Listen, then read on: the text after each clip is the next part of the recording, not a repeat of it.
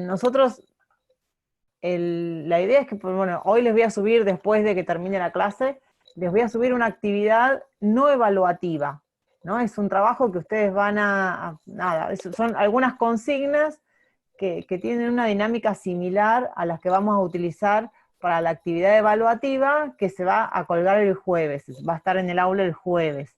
Son unas poquitas consignas que la idea es que ustedes las tengan a mano antes de la presentación de la actividad evaluativa que va a ser el jueves.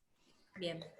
Y a partir de las consignas, que vayan viendo, a ver, sobre todo para que aprendan, para que vean cómo es la dinámica o para que conozcan antes de sentarse frente a la actividad evaluativa, cómo se va a desarrollar esa actividad evaluativa. Obviamente la van a resolver con el libro en la mano y las consignas ya lo van a ver, o sea, tanto cuando reciban ahora esta actividad de práctica y la actividad evaluativa en sí, son consignas que requieren algo más que, a ver, copiar y pegar el texto, ¿no?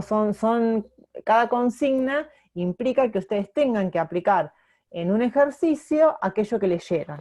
Entonces, sí o sí van a tener que tener el texto, pero el texto lo que va a hacer le va a permitir resolver ese problema que le planteamos. Durante el tiempo la idea sería que estos días que quedan, ustedes aprovechen el foro para hacer las consultas que les genere la lectura de la actividad o para hacer las consultas que les genere la lectura del material. Desde el momento en que se dan las consignas de la actividad evaluativa hasta el momento de la entrega, obviamente no se van a responder consultas sobre el contenido teórico, sí dudas sobre las consignas. La actividad evaluativa, o sea, la primera actividad evaluativa del primer eje, que la vamos a subir el jueves y la van a tener que entregar el lunes, en el mismo, o sea, en la presentación de la actividad, ustedes tienen todas las indicaciones que son necesarias para que esa presentación la puedan hacer correctamente. Ustedes la van a visualizar en el campo como una tarea, ¿no? Ese es el título del recurso que aparece en la plataforma, y en la tarea se van a desarrollar una serie de consignas. Lo que ustedes tienen que hacer es elaborar un documento. Nosotros le pedimos que sea un documento en formato Word, porque bueno, es el que a nosotros mejor nos permite después hacer las correcciones y en función de esas correcciones hacer una devolución. Y le pedimos que, o sea, ustedes elaboran las respuestas, no copien las consignas, porque a veces la consigna tiene un texto largo y no tiene sentido que ustedes vuelvan a copiar el texto de la consigna, sino simplemente las respuestas. Ustedes organicen su trabajo de manera tal que en el cuerpo del trabajo que nos van a enviar a nosotras, la van a enviar a través de la plataforma, contenga solamente las respuestas.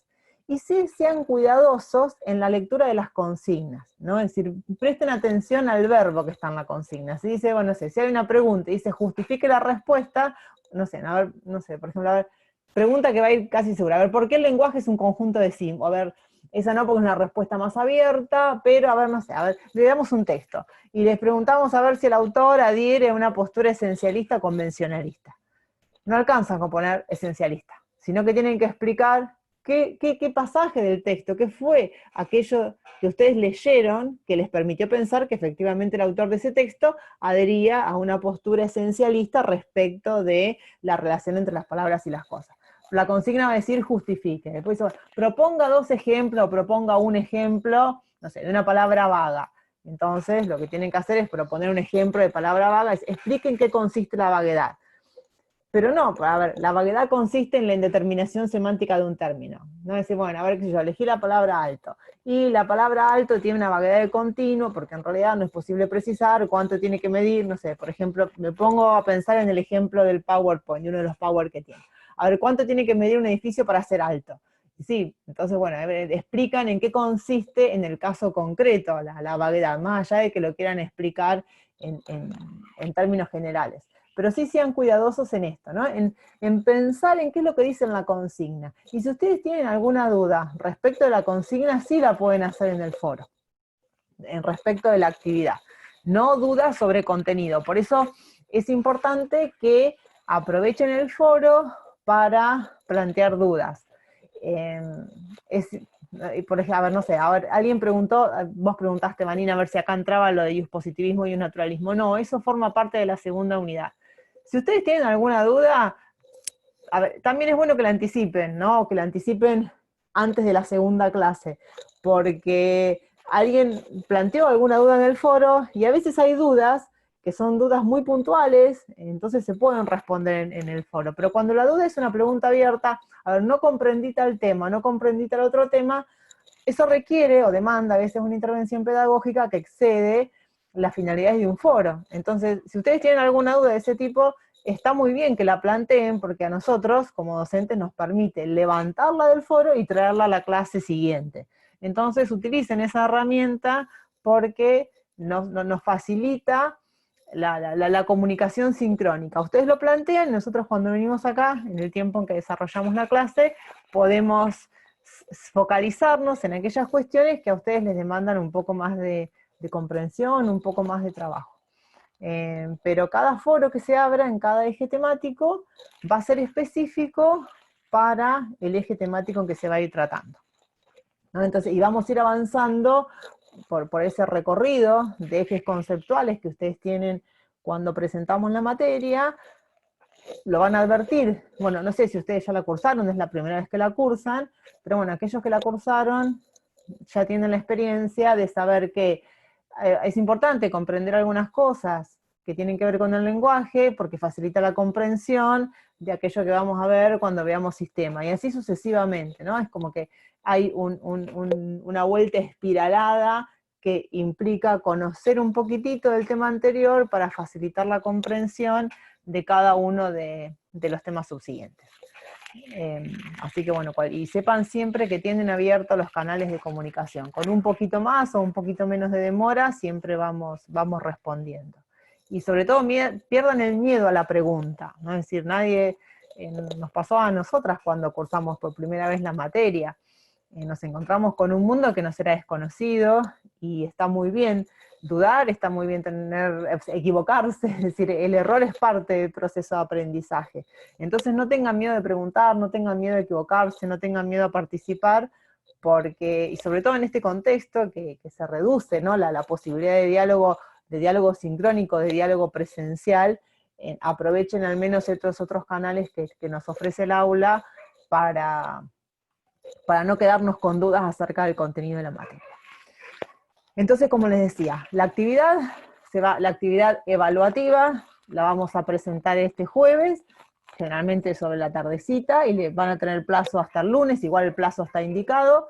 Van a generar un documento en Word, van a responder, y ustedes van a advertir que en el aula, seguramente lo saben aquellos que ya cursaron alguna materia, saben que el aula les da la opción de subir ese documento al aula, y nosotros de ahí lo levantamos, y a medida que vayamos haciendo las correcciones, le vamos a hacer una devolución.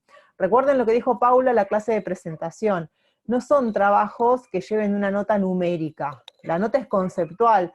Entonces ustedes se van a encontrar con una evolución que va a señalar cuáles fueron los aciertos, qué aspectos tienen que reforzar, no sé, si tienen que reforzar alguna lectura, pero no se esperen con una evolución que sea numérica, sino que es una evolución que implica señalar que es aquello que aparece comprendido de los temas, y aquello que le falta un poquito de lectura, sobre todo con miras a la progresión de cada uno de los problemas que vamos a ir viendo a lo largo de la materia. Así que bueno, hecha esta introducción, no sé si alguien tiene alguna duda, pero bueno, ya esperamos 5 minutitos y somos los que estamos. Bueno, la semana pasada ustedes comenzaron ya con Paula, o vieron los primeros núcleos conceptuales que tenían que ver con esta unidad del lenguaje. Intentaron conceptualizar aquello que era el lenguaje, vieron también cómo se desarrollaban o cuáles eran los elementos de un proceso de comunicación, algunas distinciones conceptuales que nos interesaban, o sea, la diferencia entre signo y símbolo, algunas posibles relaciones entre el derecho y el lenguaje, y después sí ya ingresaron en el terreno de lo que nosotros llamamos, ¿no?, semiótica, como esta disciplina que estudia los elementos representativos de un proceso de comunicación. Y también sé, porque lo hablé con Paula, que hicieron este recorrido o esta distinción, ¿no?, entre lo que era la sintaxis, la semántica y la pragmática, reconocieron cuáles eran aquellos problemas que resultaban objeto de la sintaxis y avanzaron sobre aquellas cuestiones que tenían que ver con los problemas semánticos, ¿no? Es decir, aquellas cuestiones que tenían que ver con el significado, con la relación entre los signos y los objetos que ellos designan.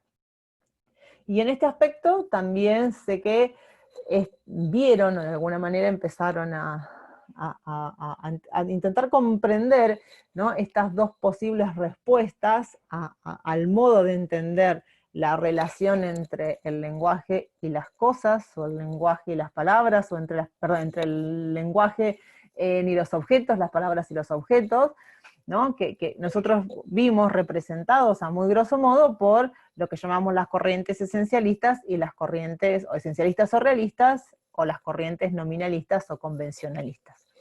Y también se hicieron un repasito por lo que se conoce como las características del lenguaje, o también como enfermedades o problemas endémicos, ¿no?, para una visión más negativa, pero en realidad son estas características que tiene el lenguaje, como la ambigüedad, la vaguedad y la textura abierta, que son aquellos que nos permiten lograr también una comunicación eficaz. Sería muy difícil en comunicarnos eficazmente si el lenguaje no tuviera estas características porosas y maleables que lo tornan en un elemento flexible que nos sirve para varias cosas, como vamos a ver luego. Sí nos queda desde esta, ¿no?, en este recorrido por la cuestión semántica, detenernos un poco en algunas otras cuestiones que tienen que ver con el significado. Cuando ustedes vieron, ¿no?, o veían la clase pasada con Paula, ¿no?, estas dos corrientes como una posible respuesta a la relación entre los signos y aquellos objetos que estos designan, nos acercábamos o nos aproximábamos de alguna manera a la noción de significado.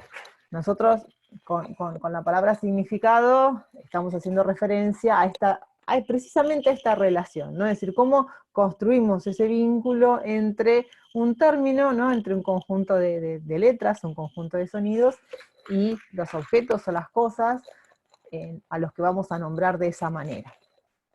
Y este es precisamente el problema del significado. El problema del significado se presenta primariamente, preferentemente, con lo que nosotros llamamos palabras de clase, ¿no? Recordemos un poco aquello que veíamos en nuestros primeros años de colegio, en nuestros primeros años de escolarización, ¿no?, y esta distinción entre nombres propios y palabras de clase. No nos interesa, no nos preguntamos por el significado de un nombre propio, porque sabemos que los nombres propios son producto de la mera preferencia, ¿no? No es una pregunta por ahí pertinente, no se nos ocurre preguntarnos acerca, bueno, a ver, ¿qué significa Andrea Zarini? No, Andrea Zarini es algo, es un conjunto de sonidos y de letras que me permiten nombrar a una persona en particular, pero no indagamos acerca de qué significa, ¿no?, o qué características tiene que tener una persona para que se llame de esa manera, sino que simplemente sabremos que el apellido viene porque el derecho dice que tengo que tenerlo, y el nombre ha sido una decisión arbitraria de mis padres. Sí tiene sentido preguntarnos el significado cuando hablamos de palabras de clase, ¿no? Y generalmente solemos hablar de palabras de clase porque si nosotros pensamos, ¿no?, en el lenguaje, podemos advertir que el lenguaje implica un complejo proceso de clasificación, ¿no? Es decir, es como si, esto lo tienen explicado en el libro de Guibur, voy a hacer un paréntesis, alguien preguntaba por este libro, vamos a tratar de subirlo en estos días al aula. El libro de Guibur es un libro que se llama Introducción al Conocimiento Científico, y las primeras 80 páginas están dedicadas al tema del lenguaje. Parece mucho en número, pero en realidad es una lectura muy amena, muy amigable, así que aquel que tenga acceso puede leerlo, si no, con que lean el libro de Portera y el de Nino les va a alcanzar perfectamente para la resolución de la actividad. Pero bueno, volviendo, ¿no?, a este libro de texto que lo explica de una manera muy sencilla, ¿no? Es como que si, el lenguaje lo que nos permite es cortar la realidad en trozos, ¿no?, hacer clasificaciones. Todo el lenguaje es un gran sistema de clasificación. es decir, sería muy engorroso, sería hasta inútil, incluso hasta impediría, ¿no? La posibilidad de pensar o de construir un sistema de pensamiento si nosotros tuviésemos un nombre para cada objeto. De hecho, si miramos a nuestro alrededor, nuestra realidad está mucho más poblada de objetos que de palabras. Entonces esto nos dice que de alguna manera agrupamos los objetos en clase para poder decir que a ciertos objetos los llamamos de alguna manera.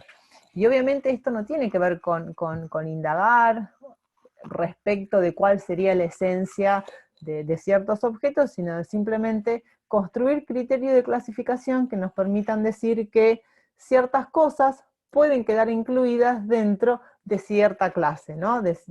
Cuando digo clase, en realidad, y referida al lenguaje, estamos hablando de la posibilidad de que ciertos objetos queden comprendidos dentro del campo de referencia semántica de algún término. Esto lo podemos entender fácilmente, o lo entendemos más fácil, ¿no? Cuando nosotros nos preguntamos por el significado de una palabra en un idioma que desconocemos, ¿no? Si yo no sé inglés y veo escrita la palabra en pencil, puedo preguntar ¿qué significa pencil? Y alguien va a decir lápiz. Y yo me quedo contenta con esa explicación, porque en realidad puedo comprender muy fácil, ¿no? Cuando yo me encuentro frente a un código lingüístico que no conozco, que cuando yo pregunto por el significado de un término, lo que estoy preguntando es acerca de una regla lingüística. Esto nos resulta un poco más dificultoso si hacemos esta pregunta con relación a una palabra del idioma castellano. Porque nosotros no estamos tan acostumbrados a preguntar, a ver, ¿qué significa perro? O ¿qué significa árbol? Directamente preguntamos qué es un árbol, o no sé, cuando preguntamos un término, no, preguntamos acerca de la definición de una palabra que nos resulta conocida, decimos, bueno, a ver, ¿qué es un árbol, no? Hacemos una pregunta un poco ontologizada, una pregunta enraizada o casi enclavada en el esencialismo, ¿no? Entonces, cuando nos preguntamos por qué es un árbol, nuestra pregunta ya se nos desenfoca, entonces se nos hace más difícil ver que estamos, cuando preguntamos por el significado de una palabra, en realidad estamos preguntando por reglas lingüísticas, y a veces pensamos que estamos preguntando acerca de alguna característica esencial o alguna característica inherente a ese objeto. Vuelvo, si nos preguntamos por una palabra cuyo significado desconocemos, no, a ver, qué sé yo, bueno, ¿qué significa enfiteusis? Y bueno, yo sé que estoy preguntando por el significado de una palabra, y la respuesta va a ser un conjunto, ¿no?, de reglas lingüísticas, un conjunto de características que me van a permitir usar esa palabra, me van a permitir saber a qué objetos yo los puedo llamar de esa manera. Digo esto porque nosotros cuando tenemos, yo creo que una de las dificultades acerca de la reflexión del lenguaje tiene que ver con que el lenguaje es un instrumento que nosotros manejamos desde muy pequeños y no nos ponemos a pensar, a reflexionar sobre algo que usamos con tanta naturalidad. Entonces, a veces, distinguir algunas cuestiones que son propias del funcionamiento del lenguaje nos resulta dificultoso precisamente por esto, porque es algo que manejamos, y lo manejamos hace tanto tiempo que es como que estamos un poco cegados respecto de, a ver, cómo funciona efectivamente este instrumento de comunicación. Entonces, si logramos entender que efectivamente cuando nos preguntamos por el significado de una palabra, en realidad no nos estamos preguntando por cuestiones esenciales, sino por un cierto modo de nombrar, estamos en condiciones de entender que en realidad el significado tiene dos componentes, ¿no? Por un lado, la designación, y por otro lado, la extensión.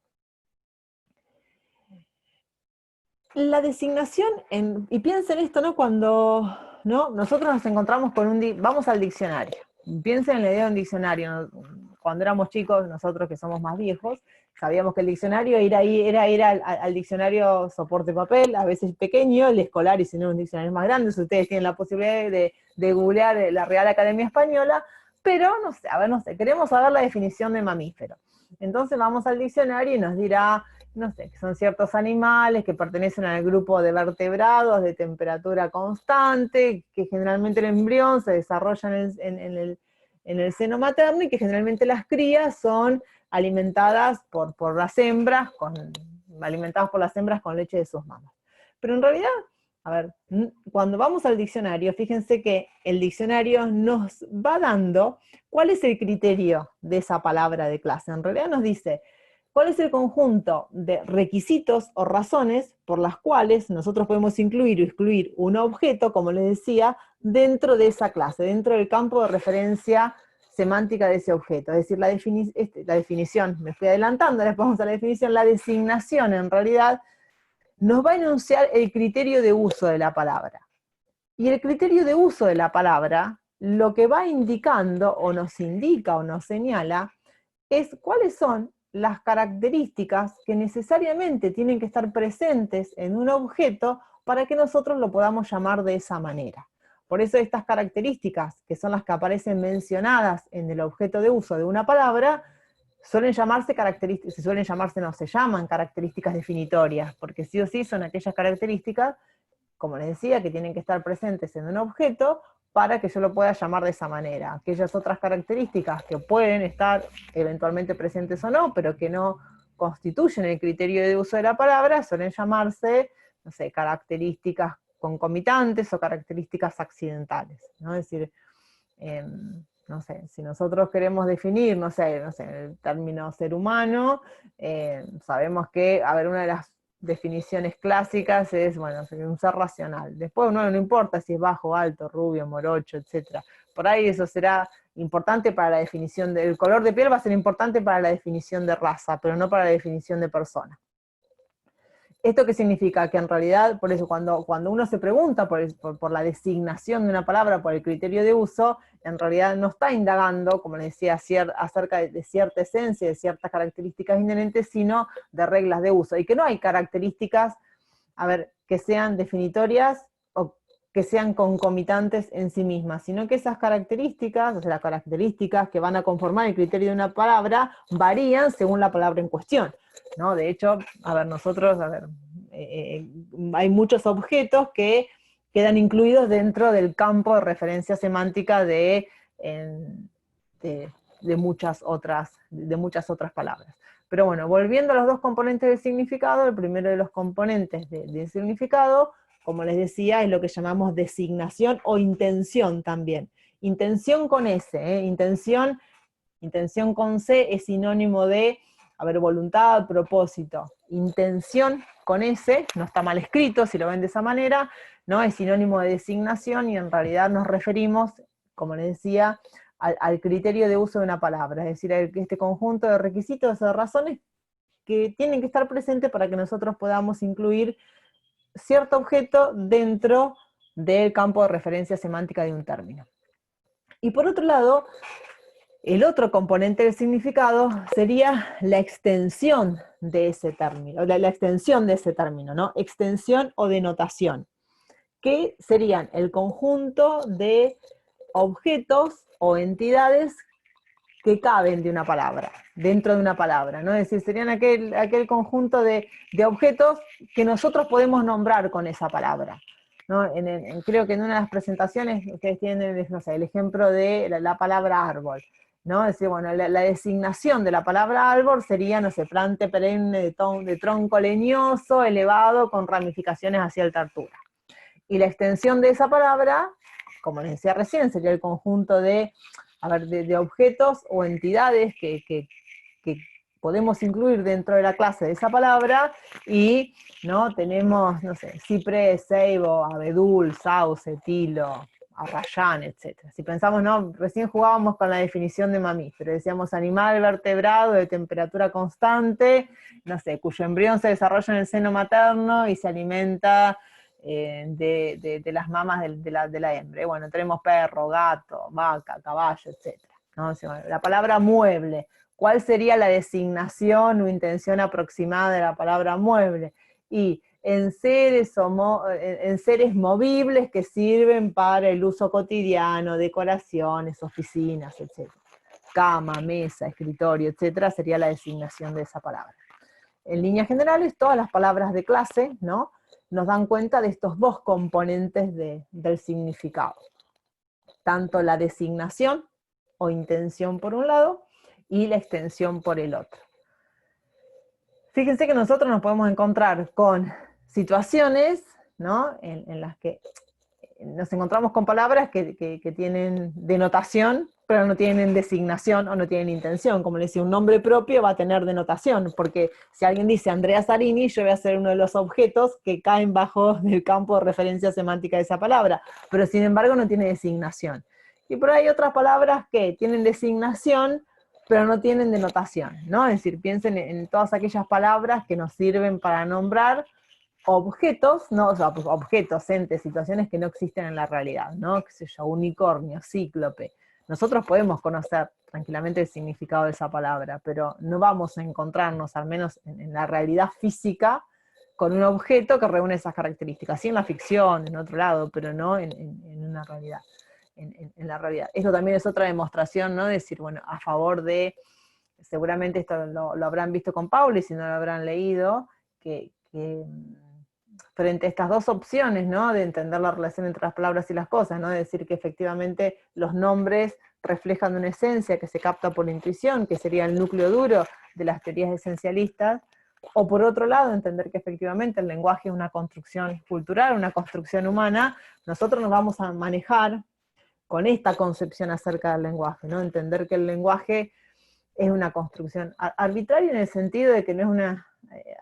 arbitraria en el sentido de que se crea espontáneamente, si no hay nada que nos obligue a llamar un objeto de determinada manera. Y si bien todas las culturas tienen un recorte del mundo parecido, es decir, bueno, si nosotros pensamos por, no sé, si pensamos en la palabra reloj, nosotros utilizamos la palabra reloj para denominar al reloj de pared, al de pulsera, al despertador, y sin embargo hay otros idiomas que tienen una palabra distinta, una para designar reloj de pared, otra para reloj pulsera, otra para reloj de mesa de luz. Y nosotros, no sé, los esquimales, por ejemplo, no utilizan una sola palabra para designar el objeto nieve, sino que tienen distintas palabras para nombrar de manera específica cada una, hacer diferentes tipos de nieve según el espesor, el color, la resistencia, porque obviamente su vida depende de eso. O, no sé, en Vietnam tampoco hay una única palabra para designar el objeto arroz, sino que hay una palabra distinta para cada especie de arroz, porque bueno, tienen, a ver,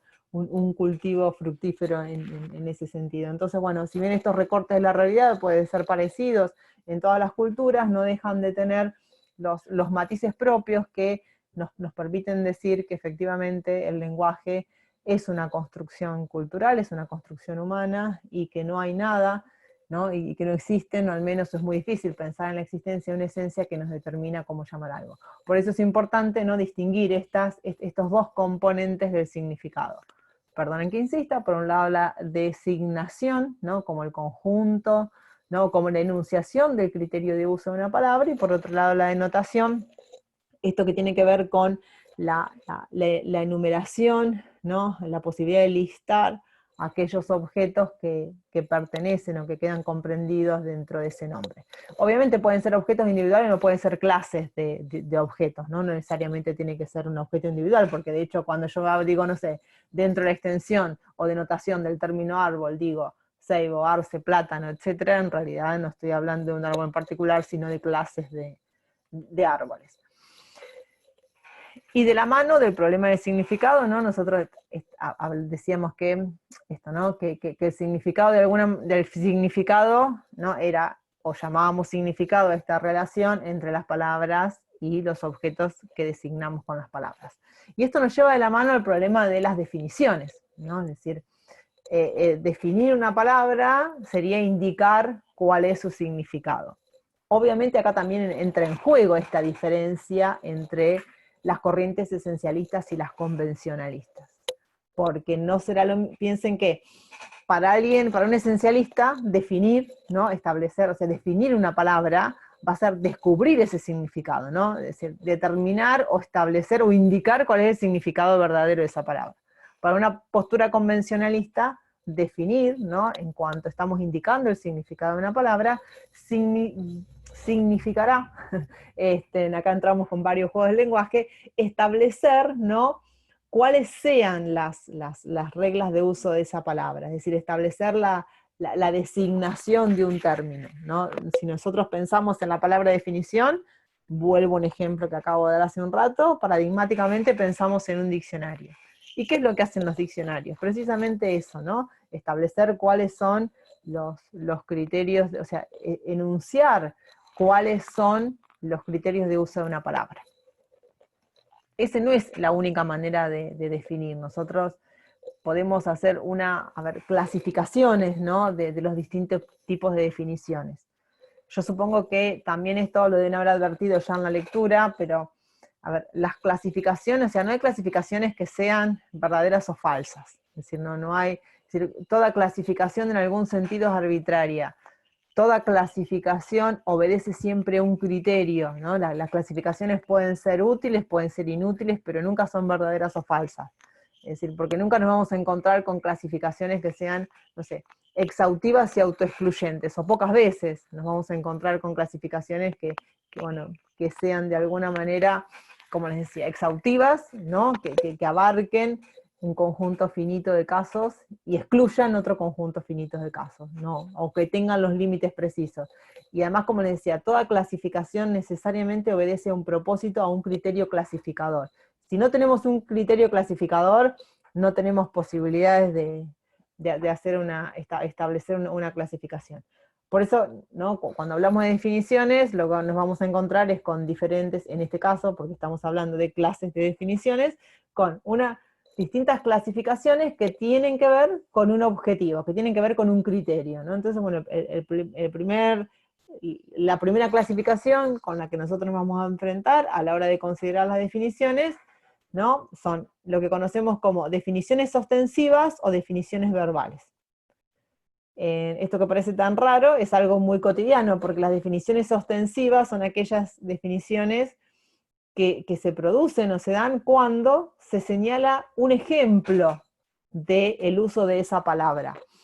Es el modo en que nosotros aprendemos a hablar, ¿no? Cuando nosotros somos chiquitos y vemos un animal y nosotros desconocemos cómo se llama, y ese animal ladra, bueno, qué sé yo, primero nos dirán guau guau, pero bueno, sabemos que ese no será el nombre, y después alguien un poco más sensato dirá que se llama perro, pero en realidad no nos proporcionan ¿no?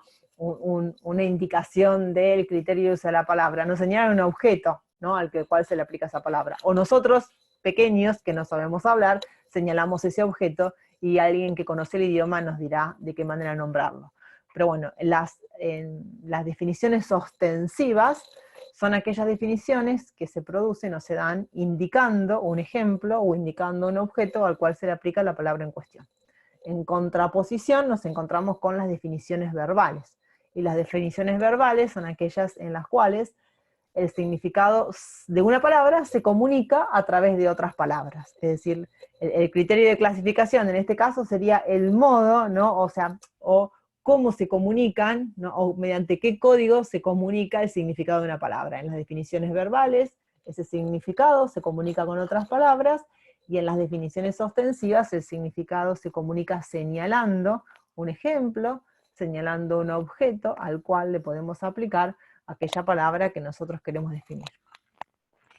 Por otro lado, también nos encontramos, teniendo en cuenta estos dos componentes del significado, nos vamos a encontrar con definiciones denotativas o definiciones denotativas por un lado y definiciones intencionales por el otro. Las definiciones denotativas son aquellas en las cuales se proporciona el significado aludiendo a la denotación o a la extensión de la palabra, es decir, enumerando, ¿no? una serie de objetos a los cuales le podemos aplicar la palabra.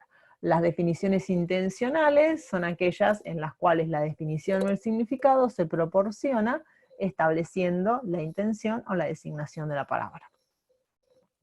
Y por último, otra clasificación que nos va a resultar útil tiene que ver con las definiciones informativas y estipulativas. Sería la tercera clasificación con la que nosotros nos vamos a manejar.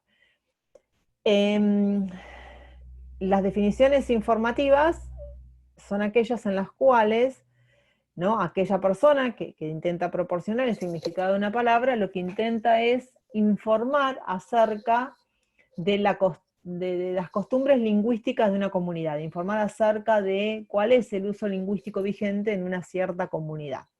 Es decir, dar cuenta del modo en que los hablantes que comparten una misma comunidad utilizan esa palabra.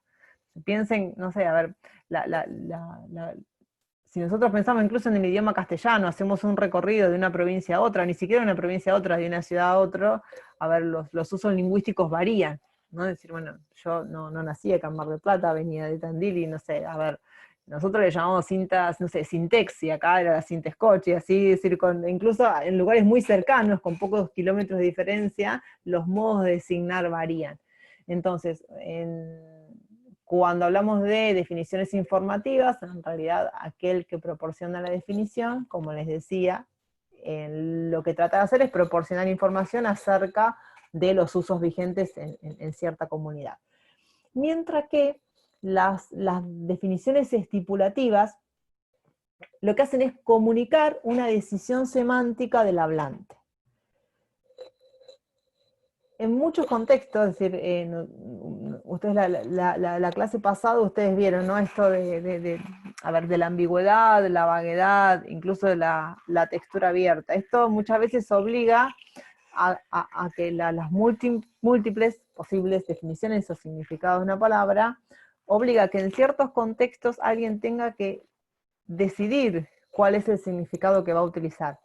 Y esto es muy común en el derecho. Estas cuestiones, cuando nosotros, la idea de incluir estas diferencias entre las definiciones, ¿no? O distinguir que puede haber diferentes tipos de definiciones, es algo que nos va a servir, ¿no? Para comprender, los problemas de definición de derecho, las múltiples relaciones entre derecho y lenguaje, es algo que vamos a retomar en el momento en que veamos los problemas de interpretación, porque el problema de las definiciones no es un problema que resulte ajeno al derecho. Acá nos puede parecer trivial porque estamos utilizando, no sé, ejemplos sencillos de la vida cotidiana, es la primera aproximación al tema, entonces, no sé, hablamos o ejemplificamos con palabras que no tienen una carga jurídica, ¿no? Con palabras que no son técnicas, pero piensen que estos problemas de definición conllevan, ¿no? Una complejidad un poquito mayor cuando lo que se trata de definir son términos técnicos, es decir, términos que tienen un significado específico al interior de la disciplina,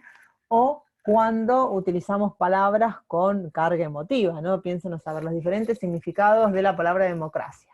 O pasa con derecho, ¿no? Es decir, aquellos que ya cursaron la materia ya sabrán cuáles son las dificultades para definir el término derecho y cuáles son las múltiples respuestas. Entonces muchas veces, yo acabo de utilizar derecho en este sentido, ¿no? Y estipulo cuál es el sentido que le voy a dar a una palabra en cierto contexto discursivo. Entonces, esto nos permite definir, no distinguir, ¿no? Cuando alguien define una palabra informando cuál es el uso lingüístico general, y cuando alguien define una palabra comunicando al auditorio una decisión de sentido, es decir, comunicando cuál es el sentido que se le va a asignar a esa expresión en ese caso concreto. Estos serían, de alguna manera, los problemas que nos quedaron o que quedaron, ¿no? de la clase pasada, porque aquello que tenía que ver con la vaguedad, voy a ver cómo estoy con la hora. ¿Alguien tiene alguna pregunta? No, todavía estamos con tiempo. Bueno, estos fueron aquellas cuestiones que habían quedado pendientes de los demás problemas semánticos que ustedes vieron con Paula la clase pasada, ¿no? Es decir, quedaría ver entonces todas aquellas cuestiones de la vaguedad, la ambigüedad o la textura abierta del lenguaje que obviamente tienen que ver o atañen estrictamente al significado de las palabras. No quiero ser reiterativa acá porque ustedes lo vieron, pero recordemos que cuando estamos hablando de ambigüedad, estamos hablando de la posibilidad de más de un sentido, ¿no? De varios focos de significado. Decimos que una palabra es ambigua cuando es una palabra que posee más de un núcleo de significado. Es decir, cuando es posible respecto de esa palabra realizar varias designaciones, ¿no? Es decir, múltiples palabras son ambiguas en este sentido. Incluso la ambigüedad puede ser una ambigüedad sintáctica, es decir, una ambigüedad que esté presente en una palabra, o incluso también puede haber muchísimos casos de ambigüedad semántica, ¿no? Es decir, cuando la ambigüedad se presenta en la construcción de una frase, ¿no? Es decir, María no le invitó a la fiesta por sus prejuicios. A ver, bien, ¿no le invitó a la fiesta por los prejuicios de María, o no le invitó a la fiesta por los prejuicios del invitado? Y qué sé yo, no sé, Victoria, no sé, Victoria decidió hablar con Juana porque estaba triste. ¿Y quién estaba triste? Juana o Victoria. Muchas veces la ambigüedad se presenta, insisto, no en un término, porque no encontramos términos vagos, qué sé yo, vela, construcción, interpretación, derecho, son todos términos ambiguos, que en sí admiten la posibilidad de más de un significado, pero a su vez esa ambigüedad puede estar presente, ¿no?, en la construcción de una frase, ¿no? Puede haber ambigüedad tanto sintáctica como en la construcción sintáctica como en la construcción de la frase. La vaguedad, sabemos que es la imprecisión conceptual, es decir, cuando tenemos dudas acerca de cuál es el campo de referencia semántica de una expresión. Dicen, cuando nosotros nos encontramos con una palabra vaga, en realidad nos encontramos con una designación que no es precisa, ¿no? Es decir, cuando esa designación se nos presenta como insuficiente ante determinados casos y no sabemos si efectivamente esos casos quedan comprendidos o no dentro del campo de referencia semántica de ese término, y finalmente la textura abierta del lenguaje, la vaguedad potencial, ¿no? Es decir, hay palabras que son actualmente vagas, es decir, palabras respecto de las cuales no tenemos precisión respecto de su criterio de uso, y luego tenemos otros términos en los cuales, si bien actualmente el criterio de uso de esa palabra puede aparecer definido, existe una eventualidad de que aparezcan otras situaciones, ¿no?, que nos hagan dudar de la aplicación de esa palabra. Lo vamos a ver más adelante, pero el derecho está plagado de ejemplos en los cuales el paso del tiempo transformó un término, ¿no?, que a lo mejor era preciso en un término impreciso. Lo vamos a volver sobre algún ejemplo sobre el final de la clase. Pero bueno, con eso concluiríamos de alguna manera aquellos aspectos, ¿no?, que atañen a la semántica como parte de la semiótica que se encarga de estudiar esa relación entre los objetos y entre el lenguaje y los objetos que se designan. Nos toca ver ahora, a ver, tengo a alguien que me hace una pregunta. A ver, Carolina, en realidad, a ver, lo que tenemos son características definitorias o características concomitantes. Lo que resultan importantes para la definición de un término son las características definitorias y no las características concomitantes. Por ejemplo, yo recién di el ejemplo de, no sé, otro ejemplo, otro término, embarcación, ¿no? Vehículo capaz de navegar por el agua, propulsado por remo, motor o vela. Entonces, ¿cuáles son las características que necesariamente tienen que estar presentes en un objeto para que yo pueda decir que ese objeto es una embarcación?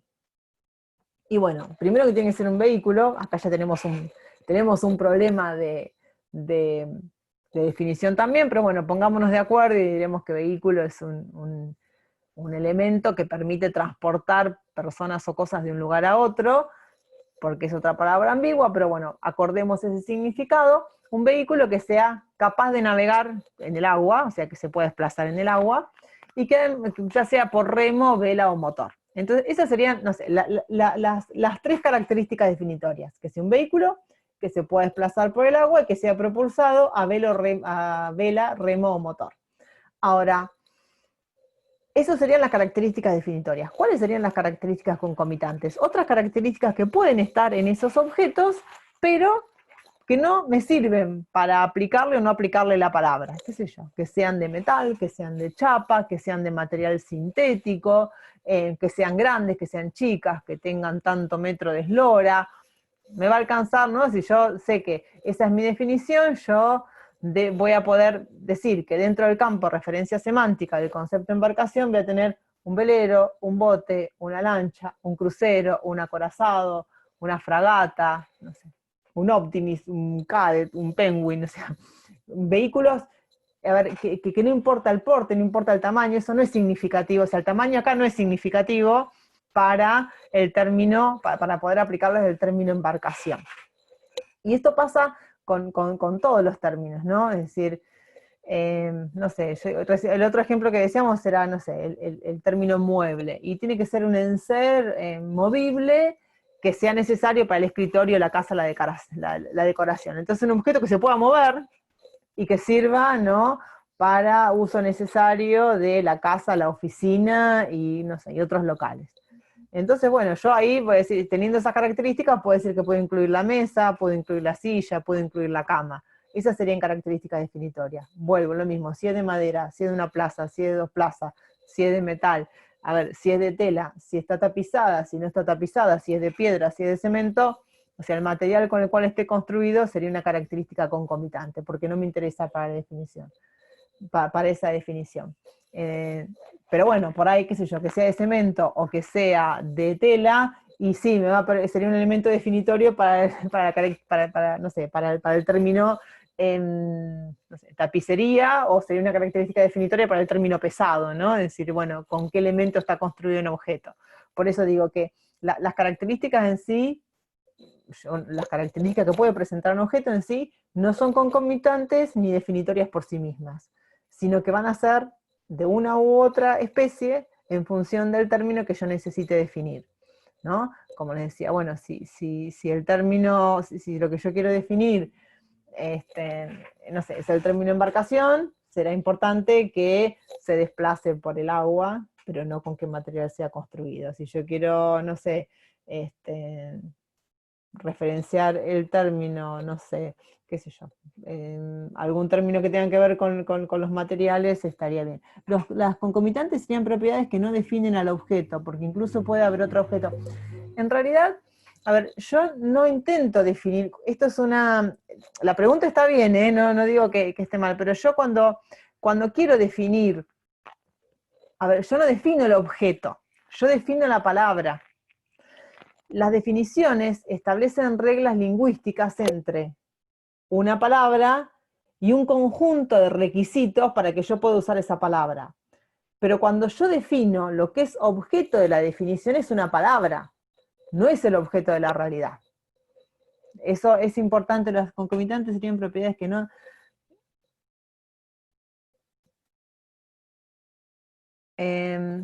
a ver, sí, a ver, en Trinidad, a ver, los problemas de interpretación se pueden dar sí, a ver,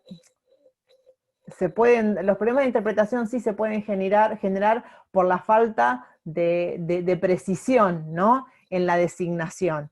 Porque yo digo vehículo capaz de navegar por el agua, claro, y yo tengo un problema con el término vehículo, porque en principio, yo por eso, fíjense que fui tramposa con la definición, yo dije vehículo y dije propulsado por remo, vela o motor, porque si yo decía, bueno, una barca puede ser propulsada a remo, está bien, pero bueno, una balsa, qué sé yo, si digo una balsa, o digo un barco un bote de papel, o un bote de juguete, no sé, un bote que, si yo digo vehículo capaz de ser propulsado por el agua, y bueno, puedo incluir dentro del campo de referencia semántica un bote a control remoto, un juguete a control remoto. En cambio, con mi definición, porque yo que trataba de definir, yo dentro de embarcación tengo propulsado por determinada manera, yo no lo puedo incluir dentro del campo de referencia semántica, pero yo no estoy definiendo el objeto. Lo que yo estoy estableciendo son cuáles son las reglas de uso para ese término. Entonces, es un problema que se da a nivel lingüístico, no a nivel de objetos. Eso por ahí es importante que lo entiendan. Es difícil entenderlo porque nosotros, insisto, hemos aprendido a hablar mediante definiciones ostensivas. Y nuestro modo de hablar hace, bueno, ¿qué es un perro? Y no, a ver, ¿a qué llamamos perro? Porque de pronto puede haber objetos o situaciones más, insisto, nosotros vamos haciendo con palabras fáciles, ¿no? Digo palabras fáciles, con palabras en las cuales por ahí es posible identificar las reglas de uso con ciertas características a ver, obviamente las reglas de uso refieren a características del objeto, pero no definen el objeto, definen el término. Porque luego yo me puedo encontrar con otro tipo de situaciones, o a lo mejor estos ejemplos que estamos dando son ejemplos en los cuales yo me estoy encontrando con un objeto físico, ¿no? O sea, la referencia de mi enunciado es un objeto físico, pero no todas las palabras, inclusive no todas las palabras de clase, tienen como referencia un objeto físico. Pensémoslo, por esto digo que las características, si bien son características que se presentan en el objeto, la designación no hace referencia al objeto, hace referencia al término. Dice, bueno, ¿qué características tienen que estar presentes para que yo lo defina como tal? Insisto, porque un mismo objeto puede quedar comprendido dentro del campo de referencia semántica de muchos términos. A lo mejor estas dificultades, ¿no? Esta diferenciación, y es importante que la entiendan porque cuando yo voy a definir, no sé, el término derecho, voy a estar haciendo referencia, ¿no? A ver, en algunos tipos de definiciones, no digo otras, pero piensen, no sé, los naturalistas, cuando definen el término derecho van a estar haciendo referencia a propiedades que no son materiales, que no son físicas, que yo no las puedo constatar en la realidad. Y hay muchos ejemplos, no sé, piensen en el término democracia. Cuando yo quiero definir democracia, yo no tengo un objeto empírico cuyas características voy a poder demostrar, ¿no? Entonces, esto que a lo mejor es más fácil de ver en palabras más complejas, tratemos de verlo también en palabras más simples, ¿no? De hecho, ¿no? Cuando yo me pregunto por el significado de una palabra, no me pregunto por el objeto, sino me pregunto por el significado de una palabra. Me estoy preguntando por una regla lingüística. Esa regla lingüística se constituye en el criterio de uso de la palabra. Pero como todo lenguaje, les decía, es un sistema de clasificación, ese criterio de uso de la palabra, para poder ser un criterio, necesita necesariamente dar cuenta de algunas características, tengo que tener una guía, ¿no? Para saber, bueno, a ver, ¿a qué voy a llamar este objeto? Piensen esto, por ahí es más sencillo, ¿no? Verlo, a lo mejor si pensamos en un lenguaje que nos resulta desconocido, o si quisiéramos inventar nosotros un lenguaje, ¿no? Nosotros estableceríamos cuáles son las reglas para utilizar las palabras, pero en realidad es un sistema de reglas lingüísticas, que obviamente sirven para designar objetos. Es decir, nosotros tenemos que nombrar partes de la realidad. Algunas partes de la realidad serán materiales, otras partes de la realidad no lo serán. ¿No? Es decir, bueno, qué sé yo, cuando quiero definir la blancura, y sí, no hay a ver, hay objetos blancos, pero no la blancura en sí. Entonces yo defino, ¿no? Cuando uno proporciona una definición, lo que está proporcionando es un criterio de uso, ¿no? de una palabra. Requiere, insisto, la dificultad de pensar sobre el lenguaje, como les decía hace un rato, está vinculada con algo que nosotros manejamos, ¿no? muy a menudo, manejamos desde que somos muy pequeños, y lo manejamos de una manera que no nos permite entender muy rápido la complejidad que encierra, ¿no? la posibilidad del habla. ¿No? No sé, es fácil también pensarlo si lo pensamos muy a futuro, muy en el pasado, ¿no? Que antes, no sé, los hombres se comenzaron comunicando eran sonidos guturales, ni siquiera había una forma gráfica que nos representara un sonido, ¿no? Porque las letras son eso, son la representación de un sonido. El lenguaje empezó con fonemas antes de que con morfemas, ¿no? Es decir, no había una representación gráfica de un sonido, que lo que vienen a ser las letras. Entonces, bueno, es un sistema de que se construyó, ¿no? A ver, que se fue generando espontáneamente entre los seres humanos, pero fue construido culturalmente. Entonces, cuando nosotros indagamos por el nombre de una cosa, insisto con esta idea, no nos preguntamos qué es la cosa, sino cómo llamamos a la cosa. Y estas propiedades que aparecen en las reglas de uso,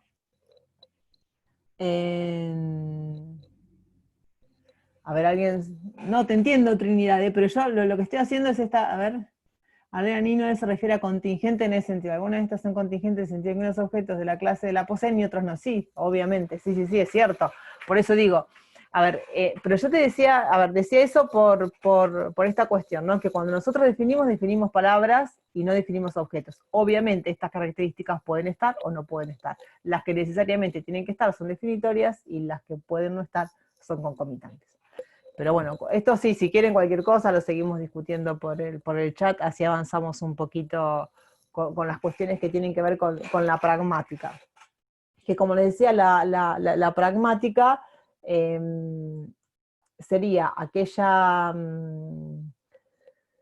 parte de la semiótica que se ocupa, o se encarga de estudiar las relaciones entre los signos y los usuarios. Suele haber en algunas discusiones teóricas dentro de la lingüística, un poco más complejas, alguna discusión acerca de la posibilidad de establecer límites claros entre, a ver, lo que es la semántica y la pragmática, ¿no? O sea, la diferenciación entre el significado y el uso de una palabra, pero lo cierto es que a nosotros nos resulta útil, al menos de una manera muy básica, muy primaria, hacer esta distinción entre semántica y sobre todo pragmática, y entender dentro de la pragmática, ¿no? Aquellas, ¿no? Las múltiples cosas que, a ver, las relaciones entre la lengua y los usuarios, y las múltiples cosas que nosotros podemos hacer con el lenguaje, ¿no? Es decir, nosotros con el lenguaje podemos, a ver, preguntar, bromear, elogiar, prohibir, ordenar, aconsejar, sugerir, saludar, insultar, suplicar, amenazar, advertir, no sé, bromear, maldecir, infinidades de acciones podemos hacer con el lenguaje, ¿no? Es decir, no nos alcanza solamente con, o sea, el lenguaje tiene, como vamos a ver, múltiples funciones. A lo mejor entender que el lenguaje tiene múltiples funciones, hay una noción, la noción de actos de habla, ¿no? que nos permite entender de alguna manera cuáles son las múltiples cosas que nosotros podemos hacer con el lenguaje.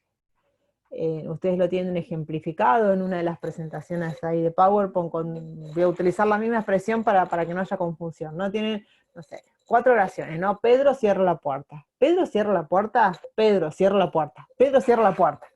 Es decir, la oración es la misma. Recuerden, no sé si ustedes lo vieron en la clase anterior, la diferencia entre oraciones y proposiciones, ¿no? Que la oración como el mero conjunto ordenado de palabras, y la proposición como el sentido de esa oración.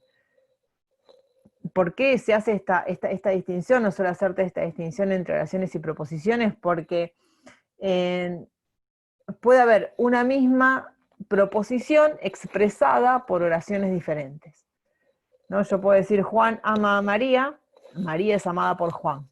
Y sin embargo, si bien las oraciones son distintas, porque el conjunto de palabras es distinto, el significado de esa oración es el mismo. Es decir, puedo alterar el orden, puedo alterar las palabras, puedo alterar el modo, sin embargo el significado sigue siendo el mismo, ¿no? El contenido proposicional es exactamente el mismo. Entonces fíjense que acá en estas, ¿no? Son 4 oraciones que ustedes tienen en el ejemplo, que tienen la misma estructura, las mismas palabras. Pedro cierra la puerta. Sin embargo, en un caso, ¿no? Estamos haciendo una afirmación y decimos Pedro cierra la puerta. En otro caso, estamos formulando una pregunta. ¿Pedro cierra la puerta? En otro caso, estamos dando una orden. No, Pedro cierra la puerta. Y en otro caso, estamos haciendo una exclamación. Pedro cierra la puerta. Estamos haciendo 4 cosas distintas. Obviamente, a ver, estos actos, ¿no? A ver, en todos los casos lo que hacemos es emitir una oración bien formada del idioma castellano. Es decir, estamos diciendo algo, ¿no? Estamos construyendo una frase que tiene sentido, ¿no? En todos los casos nosotros estamos haciendo referencia a un objeto, ¿no? Estamos mencionando algo, estamos designando algo, en este caso Pedro. Y además estamos diciendo algo de Pedro, estamos predicando algo de Pedro. Nuevamente vuelvo al primario, ¿no? Esto, a ver, sujeto y predicado. Bueno, el sujeto, a ver, de alguna manera esto, ¿no? La referencia, ¿no? El objeto. El predicado es aquello que nosotros decimos de, aquello que predicamos de, ¿no? Es decir, es una forma, ¿no? Decimos algo respecto de ese objeto. Por eso suele, ¿no? En este caso tenemos la referencia, siempre que nosotros tenemos un enunciado, ¿no? El enunciado vendría a ser el acto de pronunciar, ¿no? Una serie de palabras, de pronunciar la oración. En estos casos, ¿no? Tenemos, incluso 4 oraciones iguales tenemos, además, donde la referencia, ¿no? Es decir, Pedro, el objeto al cual estamos haciendo referencia, y la predicación son las mismas. Sin embargo, ¿no? Cuando nosotros podemos decir, estamos emitiendo y estamos predicando, y en esos casos la referencia y la predicación no son actos de habla completos, ¿no? Es decir, nosotros, fíjense que nosotros tenemos acá, emitimos palabras, ¿no? Que son actos de emisión del lenguaje. Luego referimos y predicamos, que son actos proposicionales, porque esto es lo que nos permite decir, ¿no? Que efectivamente estas oraciones tienen la misma proposición. Fíjense que en el ejemplo anterior yo le decía, a ver, Pedro ama a María, María es amada por Juan, el objeto es el mismo, ¿no? Es decir, Pedro es el objeto, ama a María, estamos predicando algo de Pedro. A ver, el contenido proposicional es el mismo, porque es el mismo objeto y la misma predicación. Sin embargo, si bien estos 4 ejemplos que ustedes tienen, ¿no? Es decir, Pedro cierra la puerta, Pedro cierra la puerta, Pedro cierra la puerta, Pedro cierra la puerta, a ver, tienen el mismo contenido proposicional y la misma predicación, en realidad yo estoy haciendo una cosa distinta en cada caso. Entonces, estas 4 situaciones se diferencian porque dan ejemplos de distintos, a ver, este señor Searle lo llama actos ilocucionarios, de distintas funciones, vamos a llamarlo funciones nosotros para no utilizar ese nombre un poco más difícil, ¿no? Es decir, nosotros podemos tener en un enunciado, ¿no?, el mismo objeto y la misma predicación.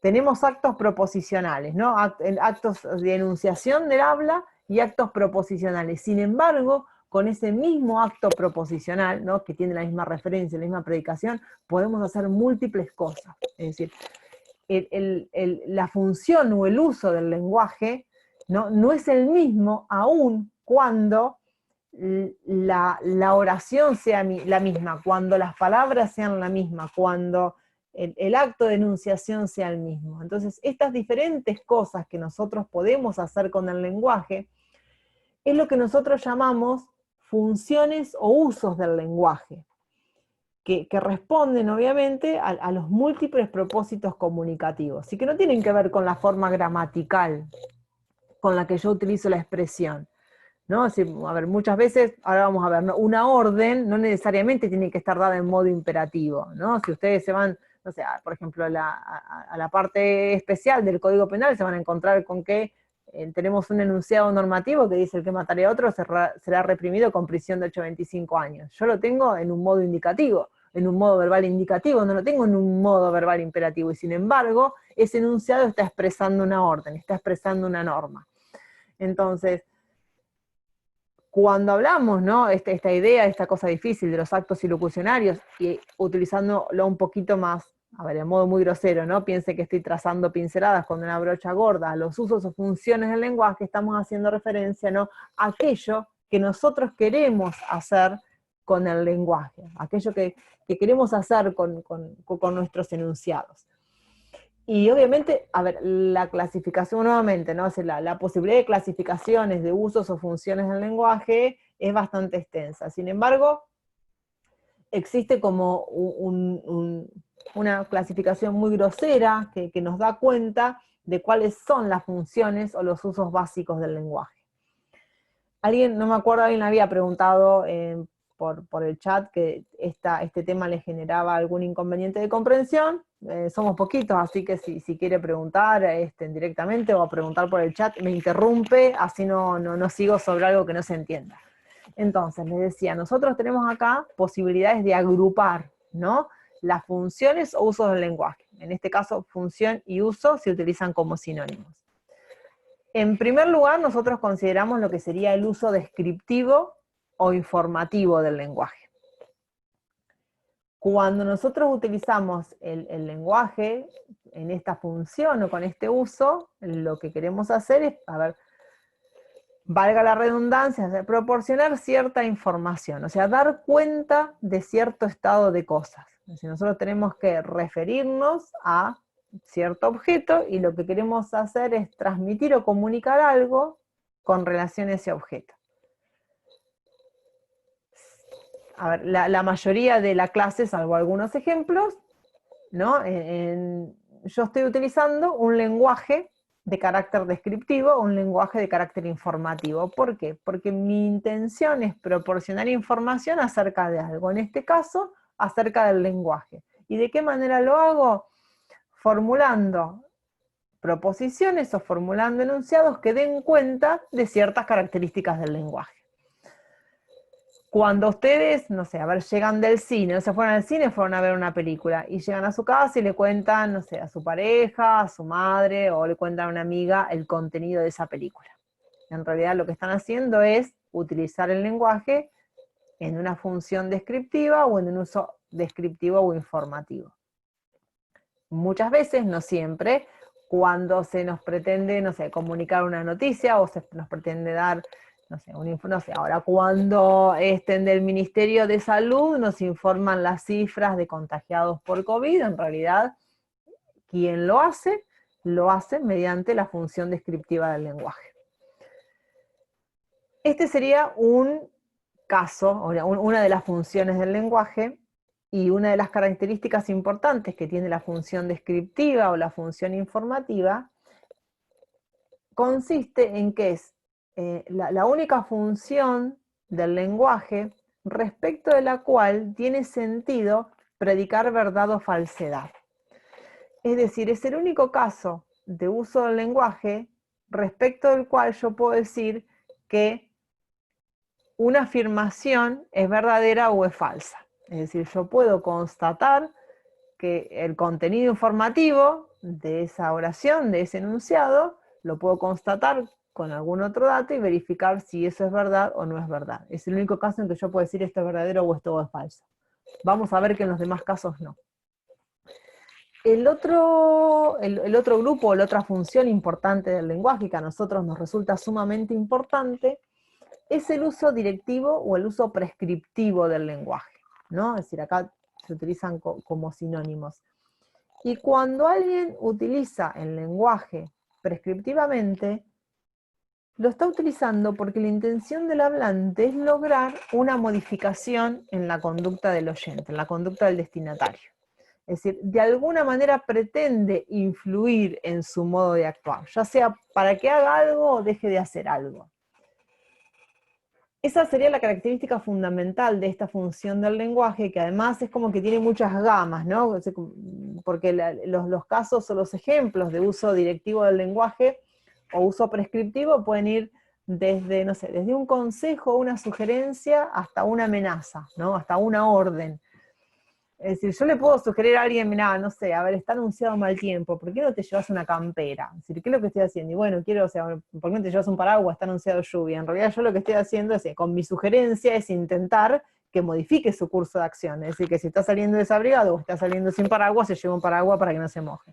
Es decir, es una intención, si se quiere, leve en el sentido de que, sugiero, si lo acepta o no lo acepta, es un problema del destinatario. Bueno, Nino creo que también utiliza, ¿no?, el uso interrogativo como un uso aparte, pero si ustedes leen Guibur, se van a dar cuenta que, no sé, que el uso interrogativo, cuando yo le pregunto a alguien y requiere una respuesta, no sé qué hora es, en realidad yo pretendo que me proporcione, ¿no?, cierta información, pero yo siempre requiero una modificación de una conducta. Esos serían casos, quizás los casos más sutiles. Sin embargo, tengo otros casos en que la intención de modificar la conducta del otro es mucho más ostensible, mucho más visible. En el caso de una orden, no sé, quédate quieto, cerra la puerta, o, no sé, yo docente, si estuviésemos en una situación presencial y le digo, bueno, saquen una hoja que vamos a tener un parcialito. Es decir, en este caso, vuelvo al ejemplo, o sea, estoy ordenando, ¿no?, estoy utilizando el lenguaje prescriptivamente porque como docente quiero que los alumnos se dispongan a una situación de examen.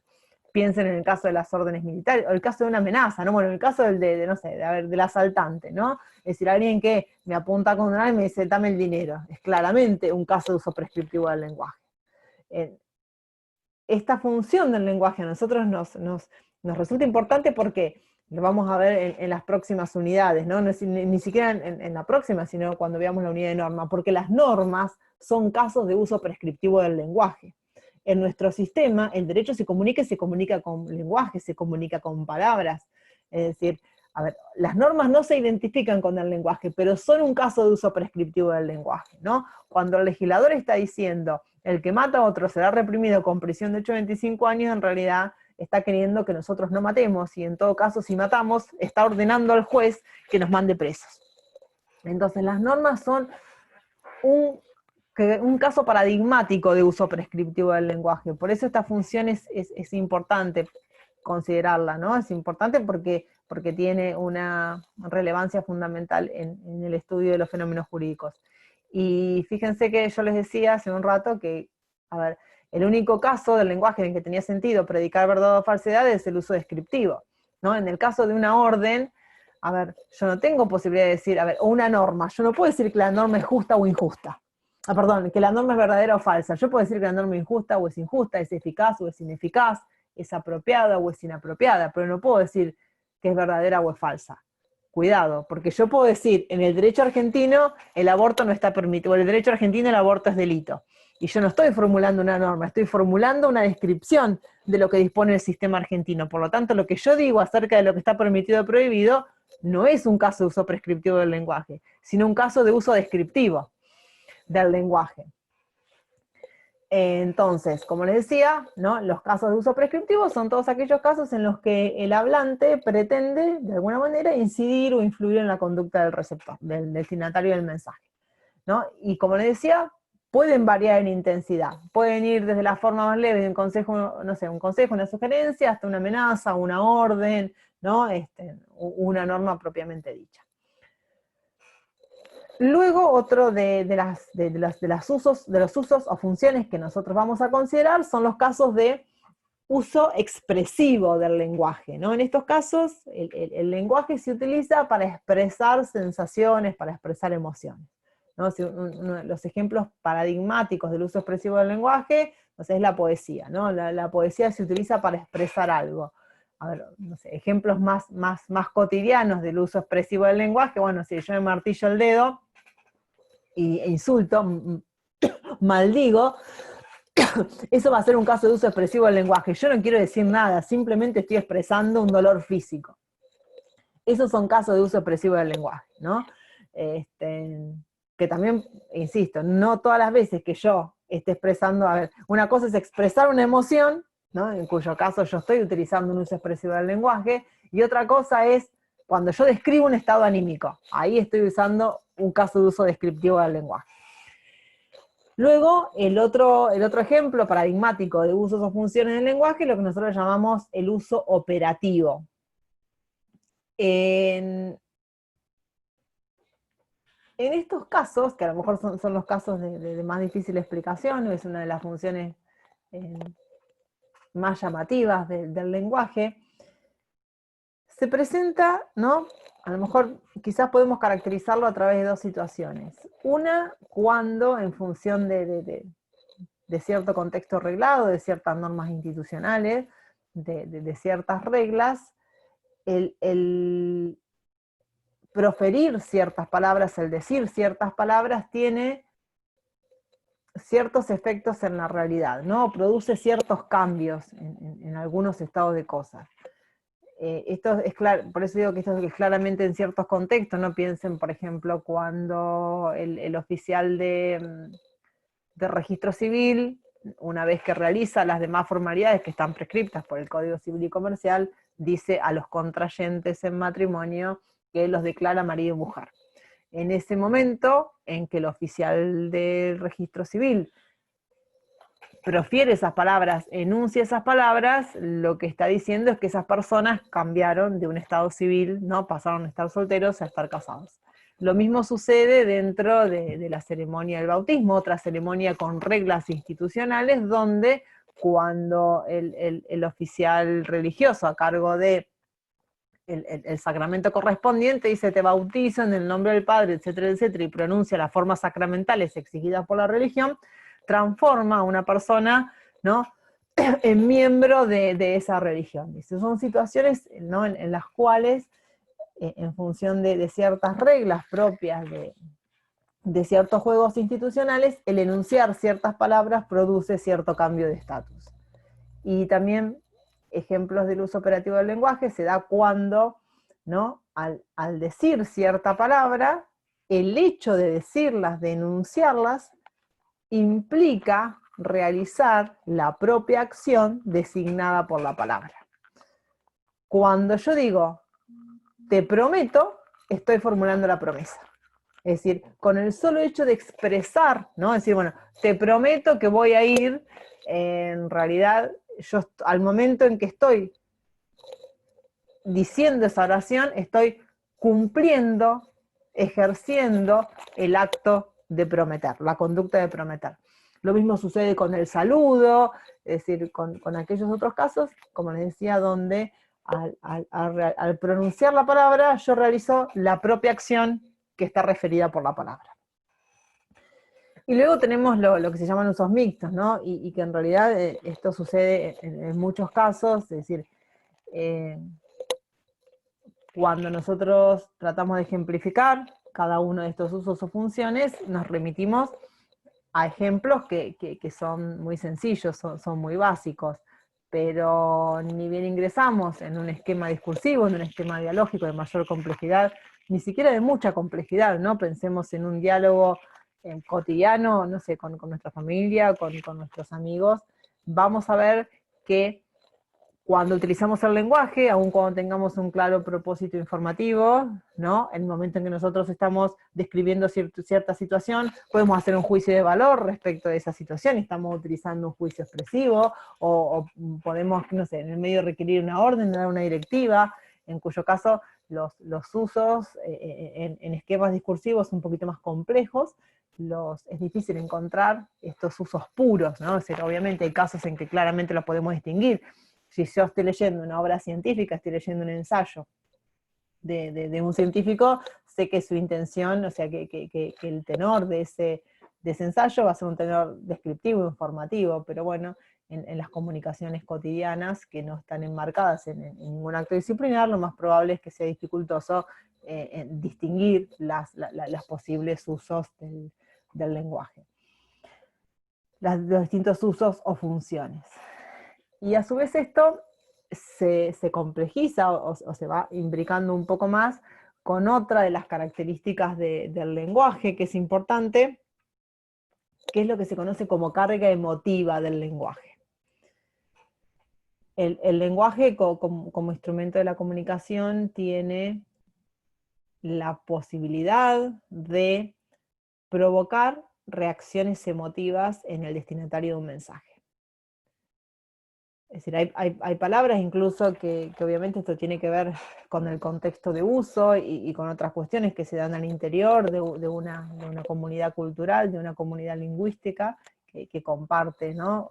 ciertas vivencias sociales. Nos encontramos con palabras que tienen una carga emotiva positiva y otras palabras que tienen una carga emotiva negativa. Es decir, en nuestro contexto histórico, hablar de dictadura, hablar de desaparecidos, claramente tiene una carga emotiva negativa. Mientras que hablar de democracia tiene una carga emotiva positiva, ¿no? O sea, u otras palabras, ¿no? Piensen, la palabra derecho, la palabra justicia tiene una carga emotiva positiva, la palabra delincuente, no sé, la palabra corrupción, tienen una carga emotiva negativa. Y hay otras palabras que tienen una carga emotiva neutra. Esto es importante distinguirlo porque es posible, o sea, esto es muy común que muchas veces, aun cuando alguien trate de utilizar, ¿no? el lenguaje de una manera meramente descriptiva, utilice, ¿no? A ver, en su descripción, a ver, puede ser que comunique o diga algo con una carga emotiva neutra, de manera tal que no va a producir demasiados efectos o va a producir efectos neutros en el receptor, pero muchas otras veces deliberadamente se puede utilizar el lenguaje con una carga emotiva negativa, de manera tal de producir rechazo en el receptor, y otras veces con una carga emotiva positiva para lograr la empatía por parte del receptor. Esto es muy común, ¿no? O sea, a ver, ustedes tienen algunos ejemplos en el libro, o hay otros ejemplos divertidos, ¿no? Que se utilizan en algunos manuales, qué sé yo.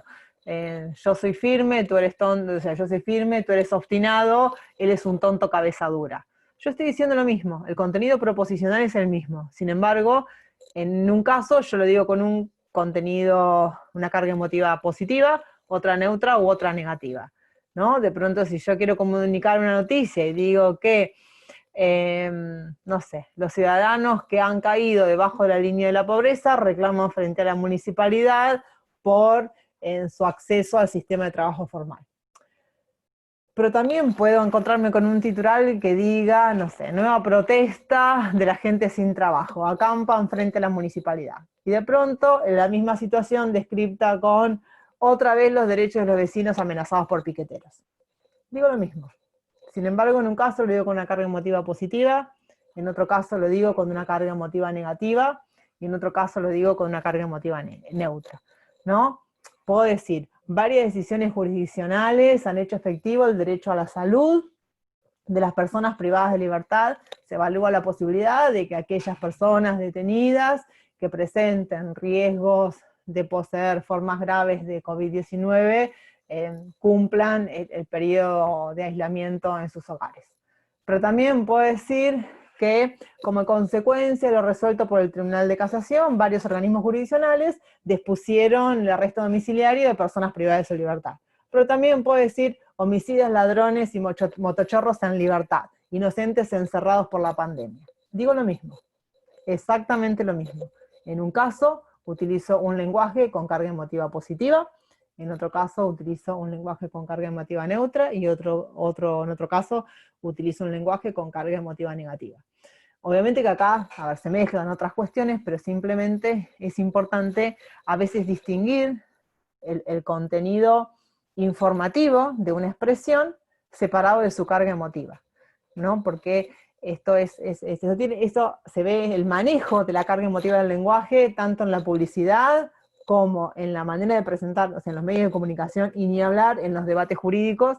Efectivamente, a veces el lenguaje, el buen uso de la carga emotiva del lenguaje se constituye en una buena herramienta retórica frente al auditorio. Imagínense si esto además va unido a los múltiples usos o funciones del lenguaje. Es decir, estos son todos aspectos que tienen que ver, como les decía, con la pragmática, ¿no? Con esta parte de la semiótica que se encarga de estudiar las relaciones entre los usuarios y los signos, entre los usuarios y el lenguaje. Y nos encontramos con estas múltiples posibilidades de uso, y sobre todo con esta característica muy, muy particular que tenemos que tenerla en cuenta, sobre todo en los múltiples debates que tienen que ver con nuestra disciplina, más allá de que podemos encontrar muchísimos ejemplos en la vida cotidiana de estas expresiones, a ver, como les decía, en el mundo publicitario, en el mundo periodístico, cuando se juegan opiniones sobre temas controvertidos, se convierte en una herramienta fundamental. Ya estamos cerca de finalizar la hora de clase. Los que creo que Paula me dijo que ya habían visto, y hagan ustedes un repaso, ¿no? Estas múltiples relaciones que se pueden dar entre el derecho y el lenguaje, cómo todas estas cuestiones que nosotros vimos respecto a los lenguajes naturales, las vamos a encontrar replicadas en el fenómeno jurídico. No sé si quieren preguntar algo, si anticiparon en la lectura, aprovechar estos últimos minutitos, si quieren que avance sobre este tema, si quedó alguna dificultad. Porque sé que más o menos lo habían, las relaciones entre derecho y lenguaje las vieron la clase pasada. Pero bueno, quedó abierta alguna pregunta, algún tema que hayan leído y que no hayan entendido.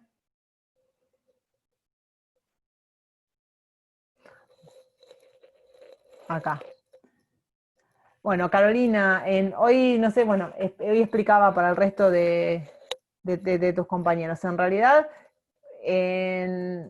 hoy mismo, cuando termine en un ratito, les vamos a estar subiendo una actividad no evaluativa. Es una actividad que ustedes van a tener que... ahora te respondo, Karina. Repito, porque por ahí esto es información útil. La clase, o sea, hoy van a tener una actividad de repaso. No es obligatoria, es simplemente para que ustedes puedan hacer una autoevaluación respecto de cómo van con la lectura del tema. Y el jueves ya van a tener en el aula la primera actividad evaluativa relativa al lenguaje, ¿no? Esa actividad ya forma parte de la primera evaluación que va a formar parte de este portafolio del que hablábamos en la clase pasada. Las consignas van a estar en el mismo documento, nos tienen que mandar, o sea, no tienen que copiarlas, tienen que mandar el documento, pero ya va a ser la tarea evaluativa. Es decir, que para la clase que viene, en realidad, esta actividad evaluativa va a estar en el aula el jueves y la van a tener que presentar el lunes. de manera tal que el martes ya vamos a empezar con la unidad de concepto. Esto no me acuerdo el nombre de alguien que tenía algunas dudas sobre conceptos, sobre naturalismo, sobre diferencias entre las corrientes positivistas, es tema de la semana que viene. Esta semana, en realidad, estos días van a tener que completar la lectura del lenguaje como para poder estar resolviendo la actividad del jueves al lunes. Esto también se lo dije para los compañeros que entraron antes. Durante el tiempo en que está vigente la entrega de la actividad evaluativa, no se van a responder dudas de contenido, por lo tanto aprovechen estos días que le quedan, no sé, entre hoy y mañana, o el jueves antes de que ustedes tengan la actividad. Si tienen alguna consulta teórica, háganla en el foro, porque después ya se van a responder algunas consultas que tengan que ver con las consignas. Y la semana que viene arrancamos con concepto de derecho, que es lo que van a tener que leer. Y a ver si creo que ahí no me quedó ninguna pregunta.